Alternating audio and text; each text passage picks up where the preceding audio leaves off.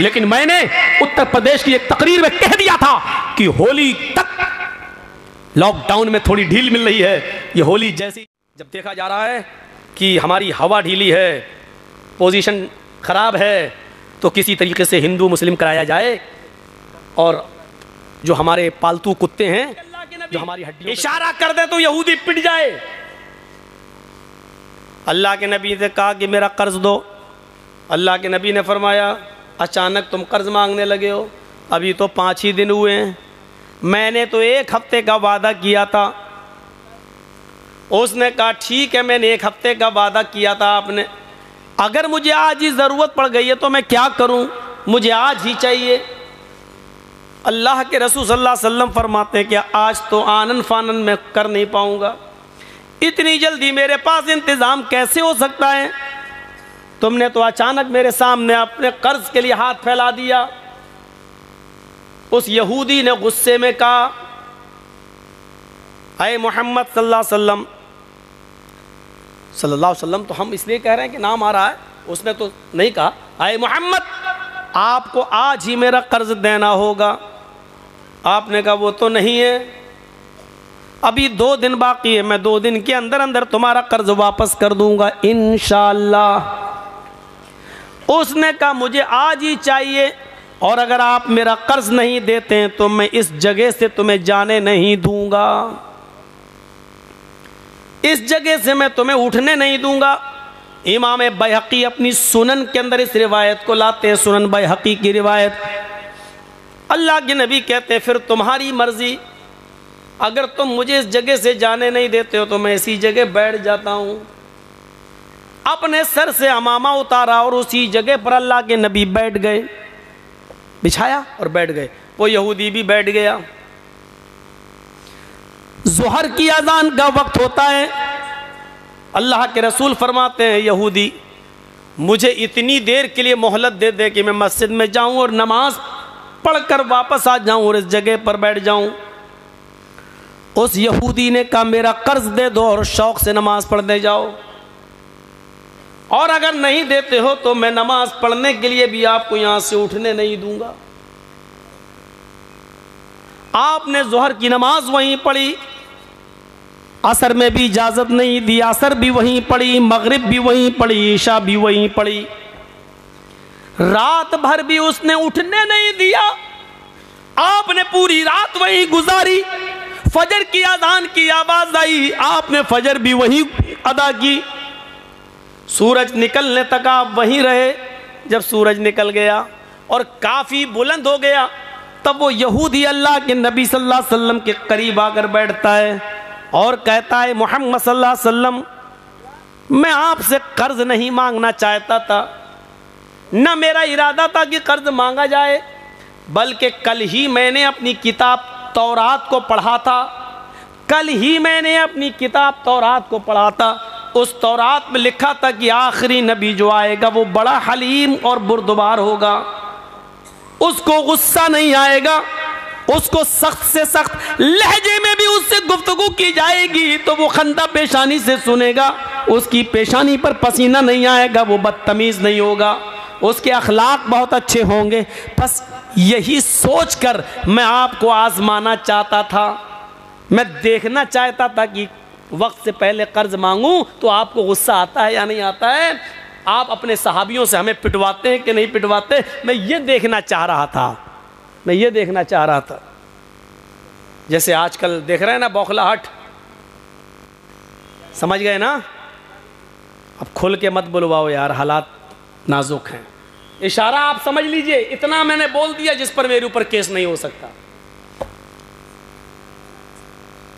पालतू कुत्तों के जरिए जिनकी हड्डियों पर जो पल रहे हैं उनके जरिए गोलियां चलवाकर हिंदू मुसलमान कराने की साजिश, क्योंकि हमारे पास कोई और रास्ता नहीं है इलेक्शन को जीतने का सिवाय हिंदू और मुस्लिम करने के। ये जितना ज्यादा इस्तेमाल किया जाए, देखिए हमारे उत्तर प्रदेश का हाल देखिए आप, होली बड़ी आराम से गुजर जाने दी, रंग बड़े आराम से फेंक जाने दिया, होली बड़े आराम से मनवा ली गई, और जैसे ही रमज़ान का महीना आया आज ये ऑर्डर नाफिज कर दिया गया कि किसी भी धार्मिक स्थल पर 5 आदमी से ज़्यादा नमाज पढ़ने की अनुमति इजाज़त नहीं होगी। और अल्लाह की कसम, मैं इल्म गैब से वाकिफ नहीं, लेकिन मैंने उत्तर प्रदेश की एक तकरीर में कह दिया था कि होली तक लॉकडाउन में थोड़ी ढील मिल रही है, ये होली जैसे ही जाएगी सब पे शिकंजा कसा जाएगा और तीर बिल्कुल निशाने पर लगा।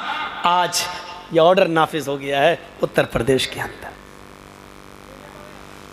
मेरा कल का प्रोग्राम होने वाला था दलकोला में, लेकिन कल ही फ़ोन कर दिया गया कि साहब परमिशन नहीं मिल रही है, कल का प्रोग्राम दलकोला का कैंसिल हो गया है। आप लोगों ने जिस हिसाब से भी किया, अल्लाह ताला आपके इस जलसे को कामयाब करे, मैनेज करके हिंदुस्तान में चलना। तो मेरे भाइयों, आज इतना करना था मुझे। इंसानियत यहां से सीखिए आप, जो इस्लाम पेश कर रहा है, इस्लाम पेश कर रहा है। अल्लाह के नबी सल्लल्लाहु अलैहि वसल्लम ने फजर भी वहीं पढ़ी, सूरज निकल गया तो वो यहूदी खुद आता और कहता कि अल्लाह के नबी सल्लल्लाहु अलैहि वसल्लम, मैं देखना चाहता था कि आपको गुस्सा तो नहीं आता है। तो अल्लाह के नबी सल्लल्लाहु अलैहि वसल्लम ने पूछा, कैफ़ वजदता नाती फी किताबिक, अपनी किताब के मुताबिक तुमने मेरी सिफत कैसी पाई, यानी तुमने अपनी किताब तौरात में जो पढ़ा था उसके मुताबिक मुझे कैसा पाया। उसने कहा, मेरी किताब में जैसे लिखा था उससे भी अच्छा, उससे भी आगे बढ़कर, उससे भी बढ़कर आपको मैंने बाखलाक पाया है। फिर अल्लाह के नबी सल्लल्लाहु अलैहि वसल्लम ने उससे पूछा, फिर तुझे कौन सी चीज़ रोक रही है इस्लाम कबूल करने से, यानी अपनी किताब के मुताबिक जब तूने मुझे वैसा पा लिया जैसी तेरी किताब में लिखा है, तो फिर तू इस्लाम कबूल क्यों नहीं करता? फिर कौन सी चीज़ माने, फिर कौन सी चीज़ तुझे रोक रही है इस्लाम कबूल करने से? कहने लगा, हाथी यदका उबायका अलल इस्लाम, आए अल्लाह के नबी अपना हाथ बढ़ाइए, अपना हाथ लाइए, मैं आपके हाथ पर हाथ रखकर कलमा पढ़ना चाहता हूँ। अल्लाह के नबी ने अपना हाथ बढ़ाया और उस यहूदी ने उसी वक्त कलमा पढ़ा, अशहदु अल्ला इलाहा इल्लल्लाह व अशहदु अन्ना मुहम्मदन अब्दुहु व रसूलुहु। इस ज़मीन के मालिक हम, इस शहर की पूरी बागडोर मेरे हाथ में, मेरा एक एक साहबी मेरे एक इशारे पर कत्ल करने के लिए तैयार, लेकिन एक मामूली यहूदी कह रहा बैठ जाओ, जब तक मेरा कर्ज नहीं दोगे मैं उठने नहीं दूंगा। अल्लाह के रसूल बैठ जाते हैं। उस यहूदी का हक है, वो कर्जा ले सकता है, सख्ती से मांग सकता, क्योंकि उसने मुझे कर्जा दिया है। ये अलग बात है कि वक्त से पहले मांग रहा है, लेकिन उसने अपने कर्ज का मुतालबा किया है। अल्लाह के रसूल ने इंसानियत दिखाई, सब कुछ ताकत पावर सब कुछ होने के बावजूद भी आपने किसी साहबी से ये नहीं कहा। नहीं, हज़रत उमर बिगड़ने भी लगे, तेरी इतनी हिम्मत हमारे नबी को? अल्लाह के रसूल ने कहा, नहीं अय उमर नहीं, वो मुझे कह रहा जो कह रहा, तुमको नहीं, आप अपना काम करिए। आपने हज़रत उमर फारूक को रोक दिया और ख़ुद आप उसके साथ वैसा ही करते गए जैसा वो चाहता गया। इससे बड़ी इंसानियत, इससे बड़ा इंसानियत का दर्स, इससे बड़ा इंसानियत का पाठ, इससे बड़ा इंसानियत का सबक हमें दुनिया की कौन सी किताब में मिलेगा और कौन से पाठ और लेसन और सबक कहाँ मिलेगा? मेरे भाइयों, आओ एक और मंजर दिखलाते हैं आपको। अल्लाह के रसूल सल्लल्लाहु अलैहि वसल्लम को कत्ल करने के इरादे से भेष बदलकर, शक्ल बदलकर, भेष बदलकर यमामा का गवर्नर सुमामा इब्ने उसाल मदीने के अंदर घुसता है। तलवार में जहर बुझा हुआ है, उसकी तलवार में जहर लगा हुआ है। वो मोहम्मदुर रसूलुल्लाह के कत्ल के इरादे से आया है कि जहां मोहम्मद दिखाई देंगे हम उनको कत्ल कर देंगे। जासूस की सज़ा क्या है इस्लाम में? कत्ल कर दो।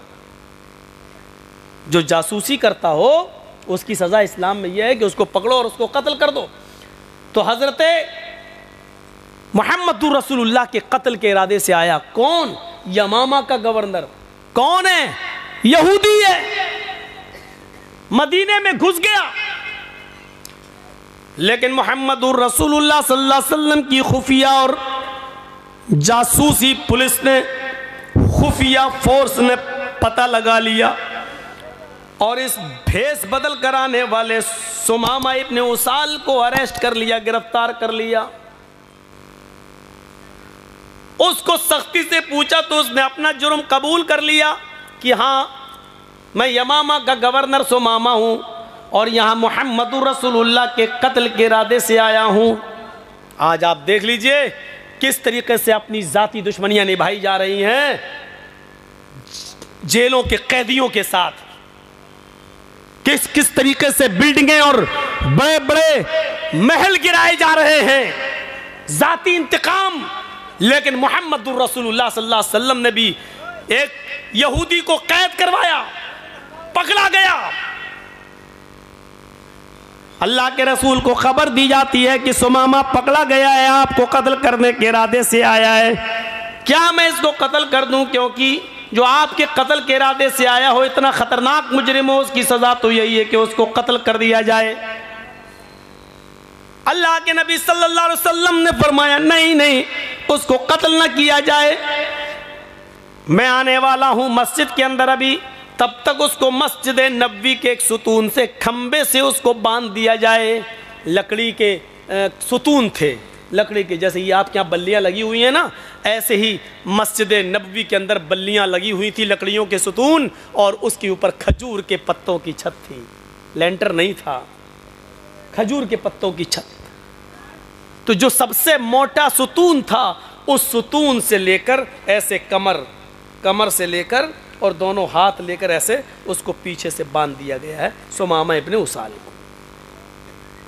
थोड़ी देर के बाद जब अल्लाह के नबी, वही जेल थी, आजकल की तरह जेलें नहीं थी, मस्जिद नबवी में किसको? एक यहूदी कैदी को, वो भी यमामा का गवर्नर, उसको पकड़कर बांध दिया गया। यही जेल खाना था, कैद कर दिया गया और बांध दिया गया। जब नमाज का वक्त हुआ तो अल्लाह के नबी सल्लल्लाहु अलैहि वसल्लम मस्जिद में आए। आपने सुमामा को देखा, सुमामा ने ऐसे मोहम्मद को देखा तो अपना सर झुका लिया। अल्लाह के नबी पूछते हैं, मा शाअनुका या सुमामा, सुमामा क्या हाल है?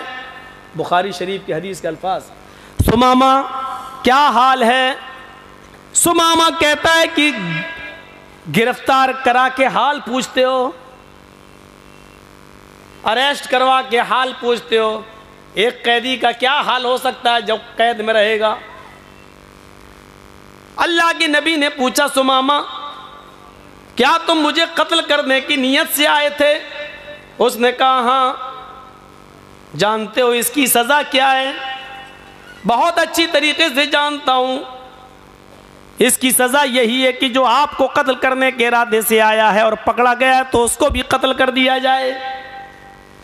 आपने कहा, सुमामा अब तुम बताओ कि मैं तुम्हारे साथ क्या सुलूक करूं? जुर्म तो तुम्हारा बड़ा है, एक तो भेष बदला, शक्ल बदली, तलवार में जहर लगाया, मेरे कत्ल के इरादे से मदीने में मेरी परमिशन की बगैर एंट्री की, और हिम्मत देखो मुझे कत्ल करने के लिए आए। सजा तो यही है कि तुम पकड़े गए, तुम्हें कत्ल कर दिया जाए। लेकिन फिर भी मैं तुमसे पूछता हूं कि बताओ तुम्हारे साथ क्या सलूक किया जाए। आए सुमामा बताओ तुम्हारे साथ क्या करूं? सुमामा का जवाब सुनो। सुमामा कहता, इन तक़तुल ज़ादमिन व इन तुनइम मला शाकिर। आए मोहम्मद सल्लल्लाहु अलैहि वसल्लम, आपको इख्तियार है, आप चाहें तो मुझे कत्ल कर सकते हैं। अगर आप कत्ल करेंगे तो आप मुजरिम नहीं होंगे। एक साहिब हक को कत्ल करेंगे, एक मुजरिम को कत्ल करेंगे। जो कत्ल के लायक है उसको कत्ल करेंगे, आपका कोई गुनाह नहीं है। अगर आप मुझे कत्ल करना चाहें तो कत्ल कर सकते हैं। आप हकीकत में मुस्तहिक, जो कत्ल होने का मुस्तहिक है उसी को कत्ल करेंगे। लेकिन आप तो बड़े रहम वाले हैं, रहमत वाले हैं, कृपालु और दयावान हैं, इसलिए वह इन तुनइम अला शाकिर, अगर एहसान करेंगे छोड़ देंगे। मेरे बीवी बच्चे हैं, अगर आप मुझे छोड़ देंगे कुछ ले देकर तो आपका एक एहसान होगा, मैं आपका शुक्रगुजार हूँगा, मैं आपका शुक्र को अदा करूँगा। अल्लाह के नबी ने कहा, छोड़ दिया, उस दिन कुछ नहीं कहा, ठीक है। दूसरे दिन फिर आप आए, फिर वही पूछा, सुमामा क्या करूं तुम्हारे साथ? सुमामा का फिर वही जवाब, कत्ल करना चाहें तो कत्ल कर दें, छोड़ना चाहें तो छोड़ दें। कत्ल करेंगे तो आप मुजरिम नहीं होंगे, छोड़ देंगे तो आपका एहसान होगा मेरे।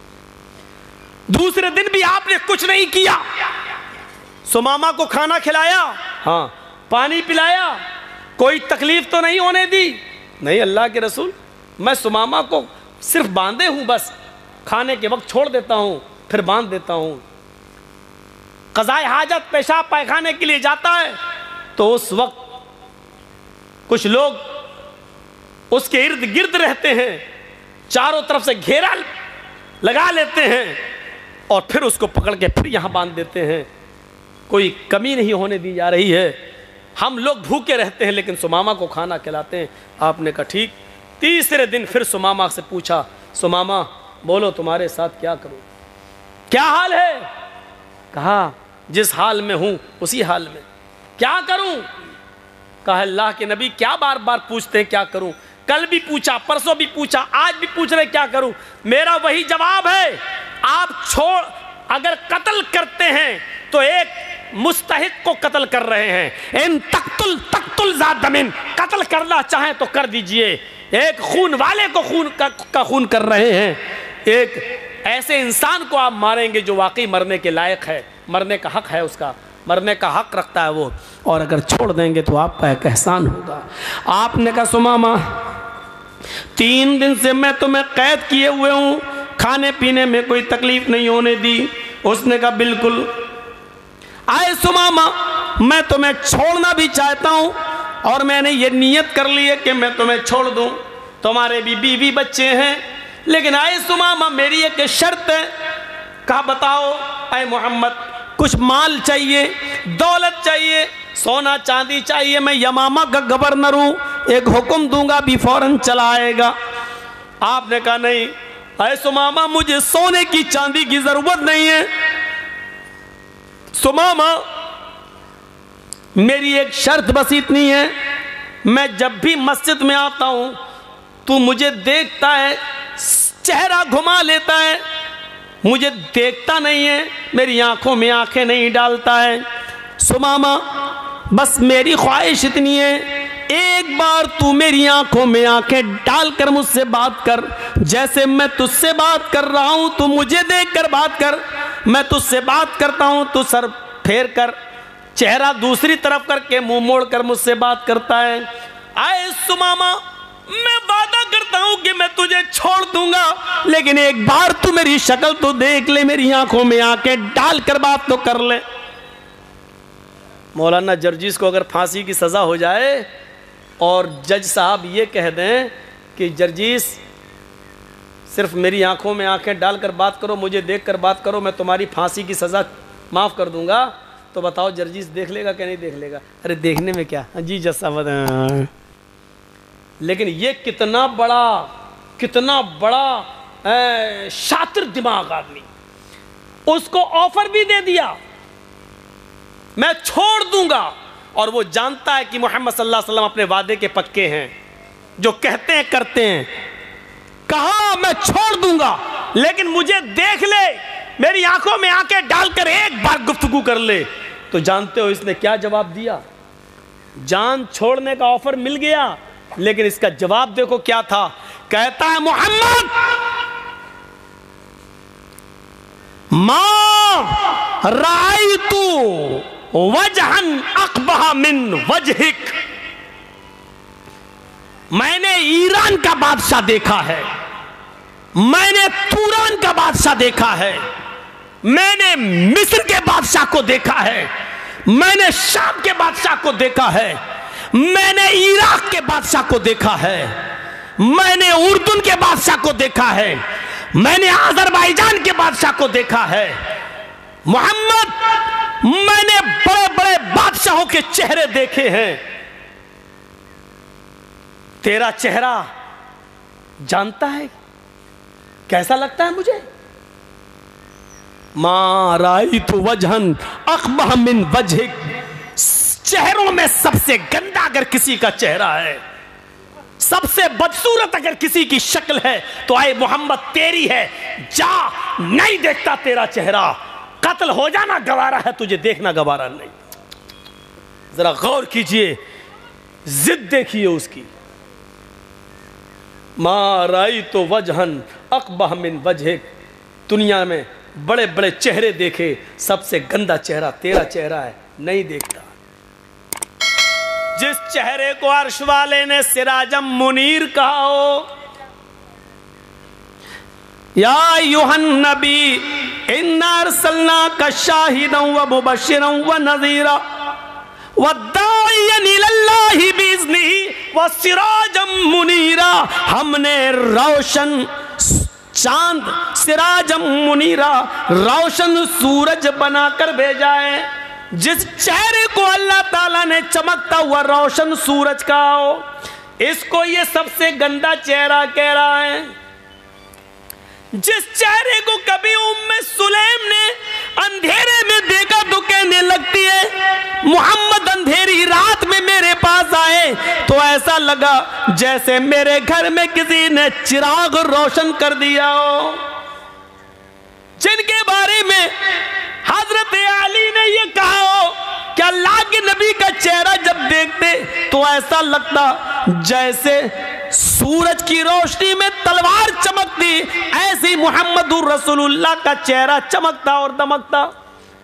और जिस चेहरे को देखकर कभी हसन इब्न साबित ने कहा था वह अहसन मिन कलम तरकत्तु ऐनी व अजमल मिन कलम तलिदिन निसाओ, मेरी आंखों ने आपसे ज्यादा हसीन कोई चेहरा ही नहीं देखा और दुनिया की किसी औरत ने आपसे ज्यादा खूबसूरत बच्चा पैदा ही नहीं किया, आपसे ज्यादा हसीन बच्चा पैदा ही नहीं किया। जिस चेहरे को मेरे भाइयों इतना खूबसूरत कहा गया हो, उस चेहरे के बारे में ये सुमामा कहता है दुनिया में सबसे गंदा अगर किसी का चेहरा है तो आए मोहम्मद तेरा, जा, नहीं देखता। हजरत उमर फारूक की हाथ तलवार पे मचलने लगती है। नबी अकरम के चेहरे की तरफ देखते हैं, अल्लाह के नबी ने चेहरे उमर फारूक के हाथ को देखा, वो तलवार की मियान पे मचल रहा है। इधर देखा, फरमाया उमर तलवार निकालने में जल्दी न किया करो, उमर तलवार निकालने में जल्दी न किया करो। अल्लामा एहसान इलाही ज़हीर नबी अकरम सल्लल्लाहु अलैहि वसल्लम की ज़बान से निकले हुए इन जुमलों के बाद कहा करते थे कि अल्लाह के नबी ने कहा था उमर जल्दी न किया करो, क्योंकि जब तुम मियान से तलवार निकालते हो तो तुम्हारी तलवारों की चमक देखकर आसमान भी पसीना छोड़ देता है, तुम्हारी नंगी तलवार देखकर आसमान की पेशानी पर भी पसीना आ जाता है, तुम्हारी तलवार की चमक देखकर आसमान भी डर जाता है, वो भी पसीना पसीना हो जाता है। उमर तुम तलवार निकालने में बहुत जल्दी करते हो, तलवार निकालने में जल्दी ना किया करो। हजरत उमर फारूक ने कहा अल्लाह के रसूल वो आपके चेहरे को सबसे गंदा चेहरा कहता है, सिर्फ आपका इशारा हो इसकी गर्दन अभी यही तड़प रही होगी, इसके जिस्म से अलग कर देता हूं। फरमाया नहीं नहीं, आए उमर गवर्नर है यमामा का, ऊंची पोस्ट पर है और जो ऊंची पोस्ट पर होता है उसकी अकड़ कुछ ज्यादा ही होती है, उसको कुछ तकब्बुर होता है, इसको भी अपनी गवर्नरी पर तकब्बुर है, जाने दो। आए सुमामा ठीक है, मेरी शक्ल नहीं देखता मत देख, मेरा चेहरा नहीं देखता मत देख, अच्छा जा जरा मेरे कुछ सहाबियों के साथ इस मदीना को देख ले, इस बस्ती को देख ले, एक चक्कर लगा ले, देख यहाँ कैसा अमन बरस रहा है, कैसी शांति बरस रही है, कितना अमन का माहौल है, जरा जा और मेरी इस मदीने की बस्ती को देख ले। सुमामा पीछे सर करके कहता है, आए मोहम्मद न तुझे देखता हूं न तेरी बस्ती।